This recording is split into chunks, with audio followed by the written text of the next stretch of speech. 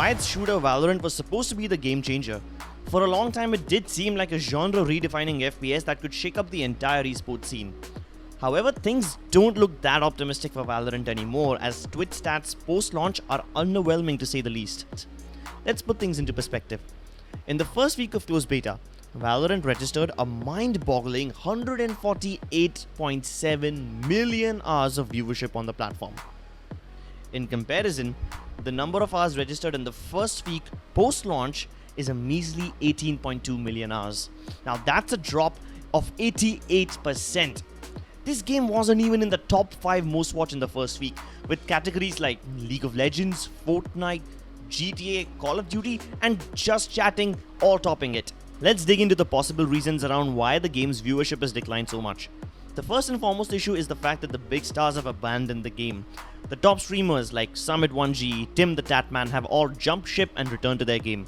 They were the biggest firepower during the closed beta, and their departure had serious implications on the viewership. Secondly, Valorant isn't as spectator-friendly as pointed out by top streamers such as DrDisRespect, who called it a snooze fest. Snooze fest, let's be real. There's no violence, no speed, no momentum, no narrative to watch. 10 seconds left. It's just a bunch of... And Summit1G, who called it boring. From a viewer's perspective, it's very kind of slow and bland in some of these very stupid and like boring choke points, right? On the Courage and Nadeshot show, Courage talks about how his viewership significantly declined when he would stream Valorant over Call of Duty. I definitely want to give it more of a shot. I think the tough thing for me is viewership is just not there on YouTube for Valorant, it feels. For at least on my stream. I have a Warzone audience, sure, and a Fortnite audience, and now trying to grow a GTA audience. But like when Valorant came out, it was that big shiny thing. Granted, we didn't have drops, which is a whole different subject. Nevertheless, it's important to understand that there were certain special circumstances that made Valorant's closed beta so hype. The most important factor would be the beta key drops. It gave folks a major incentive to watch the stream so that they won't miss out on the next big thing. There's also the fact that the global pandemic meant everyone was in quarantine, spending more time on the internet playing or watching video games.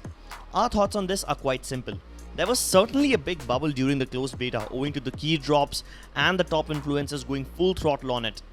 Now that this has died down, it remains to be seen how well can Riot redeem the game through the esports scene and new content. The next few months should see community tournaments springing up in different regions.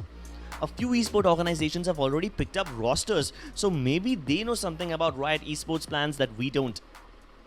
Either way, things are just getting started with Valorant, and whether the game will survive or not in the face of an already well-established FPS game, it remains to be seen.